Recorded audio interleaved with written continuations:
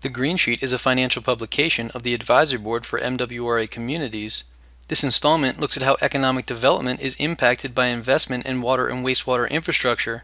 For the purposes of this discussion, the focus will not simply be on the MWRA service area, but instead the Commonwealth of Massachusetts as a whole, which has many other infrastructure needs, such as transportation and roads, two forms of infrastructure that are often easier for people to relate to because they see the benefits of investment. It's the goal of this video to illustrate how investing in water and wastewater infrastructure is as important, if not more important, than these other infrastructure investments. We'll start first with a catalyst for this discussion, the creation of the Water Infrastructure Finance Commission, headed by Senator Jamie Eldridge and Representative Carolyn Dykema. The commission issued a final report in 2012 which outlined a $39.4 billion need for water, wastewater, and stormwater infrastructure in the Commonwealth. The Commission concluded that, at a bare minimum, $200 million a year should be provided to cities and towns to simply keep up with the needs of water and wastewater infrastructure. In response to these stunning findings by the Commission, the Advisory Board contracted UMass Boston's Collins Center for Public Management to do a study on the relationship between the investment in water and wastewater infrastructure and economic growth. Their findings were as follows. For every $1 invested in these critical projects, anywhere from $2 to $14 is generated in new taxes. Additionally, the return on investment for the private economy is between $2.62 and $6.77 for every dollar invested. Combined, this is a fantastic return on investment. Read the full document on our website if you'd like to understand the methodology of their report. Right now, we'll discuss a few case studies that illustrate realized economic growth in the state, and an additional 2 studies where a lack of investment in water and wastewater infrastructure has stymied economic growth in the given areas. We'll start first with Boston's Seaport area, also known as the Innovation District. The revitalization of this area can be chalked up to major wastewater infrastructure investments by the MWRA that allowed Boston Harbor to bounce back from years of pollution by the Commonwealth of Massachusetts. Billions of dollars from MWRA ratepayers were invested in the wastewater treatment process, and after years of environmental recovery in the harbor, the Seaport currently boasts the hottest real estate market in the country. The result has been 20,000 new jobs and counting, and $75 million annually in local tax revenue for the city of Boston, not to mention significantly more tourism in the area as the harbor can now be enjoyed year-round. The next case illustrates how municipalities can find partnerships to get to their desired results, as the town of Framingham found with the Massachusetts Life Sciences Center. MLSC disperses state funds to promote economic development specific to the life sciences industry. In 2008, MLSC provided a $12.9 million grant to upgrade sewer infrastructure in and around the technology park. This helped convince Genzyme to invest in the property to the tune of $315 million, saving the existing 2,300 jobs and creating over 500 new jobs, even before the planned expansion that is taking place between 2015 and 2018. None of these improvements, or the planned expansion, would have been possible without the upgrades to the sewer infrastructure, which made the site viable for Genzyme's vision. Moving to the town of Lynnfield, residents and officials were excited about the potential development of 600 Market Street as the North Shore's largest open-air shopping center, but the site had wastewater capacity issues that needed to be resolved first. The only viable solution was to send the flow into the MWRA system. However, Lynnfield lacked the local sewer infrastructure to deliver the flow to the MWRA, and the total cost ended up around $3.3 million.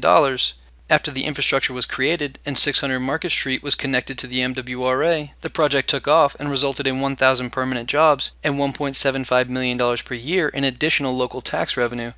One of the best illustrations of the need for investment in water and wastewater infrastructure is the town of Stoughton, which relied on ground wells to fulfill its potable water needs, but the supply was not sufficient, so in 1983 the Board of Selectmen established a moratorium on new connections, meaning no new businesses could be developed and connect to the system. As a result, jobs declined and tax revenue from businesses was adversely impacted. In 2000, Mass DEP issued an administrative consent order for Stoughton to find a new water source, and the town invested $1.8 million in a new water main, joined the MWRA, and ended the moratorium. The result was a $4.5 million increase to annual commercial tax revenue, helped in large part by a new IKEA and other retail developments. As a final example of realized growth, the city of Taunton had a site that they wanted developed, and they sold land which helped support the development of infrastructure for the site, but the water and wastewater demands required investments that were greater than the $17.2 million generated from land sales. The city supplemented their funding through other sources such as Mass Works, the U.S. Economic Development Administration, and district improvement financing. The end result was 7,400 new jobs and $6 million in additional annual local tax revenue. This effort by Taunton to sort through the various state and federal funding sources paid dividends in the end, just as Framingham was able to fulfill Genzyme's needs by getting grant funding. For help in determining available funding for water and wastewater infrastructure, be sure to keep an eye out for the accompanying Just the Facts video on our website, which will detail available state and federal funding options for the forgotten infrastructure. These 5 cases represent realized economic growth as a result of investments to water and wastewater infrastructure. Next, here are 2 cases that have been held back by a lack of investment. First is Union Square in Somerville, with the Boynton Yards area also included. Essentially, a high water table and an existing combined wastewater-stormwater system make the area susceptible to flooding, which has stopped it from being developed. To address these issues, it would cost Somerville an estimated $40 to $50 million.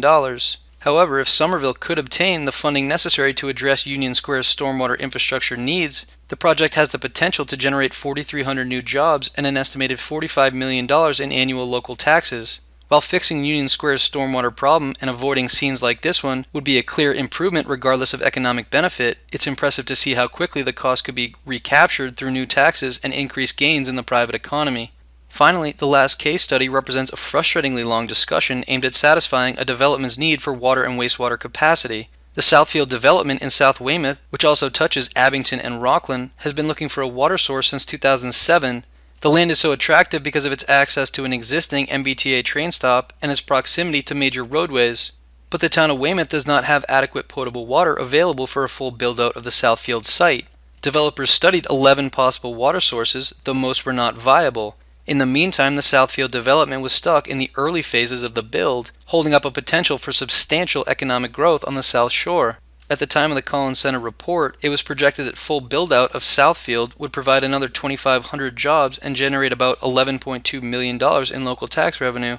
However, a new developer of the site, after indicating they plan to connect to the MWRA system, has revived plans for more commercial space, planning 3 districts on 500 acres with 3 million square feet of new space. If the plan comes to fruition, the full build-out of the site will cost the developer around $1 billion, money they would not have spent on the Southfield project if their needs for water and wastewater capacity could not be met. The Commonwealth of Massachusetts needs to ensure that the Water Infrastructure Finance Commission's recommendation is fulfilled and that at least $200 million is invested per year in the forgotten infrastructure. A $200 million annual investment would generate between $400 million and $2.8 billion in new local taxes annually, and between $500 million and $1.4 billion in the private economy.